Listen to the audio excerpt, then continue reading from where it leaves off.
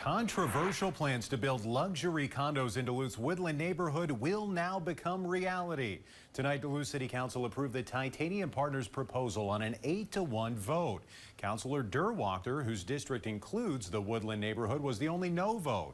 Now, 2 buildings housing 30 condos each can be built in the area of Woodland Avenue across from Hartley Nature Center in the spot you see right there.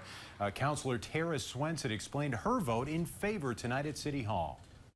I feel that the zoning change is in strong alignment with the city's future land use.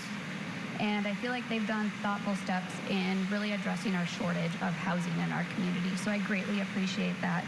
However, the project had plenty of opposition. More than 1,000 people signed a petition titled "Keep the Woods in Woodland." They said the plan doesn't fit the look of the neighborhood, would negatively impact wildlife, and cause traffic issues.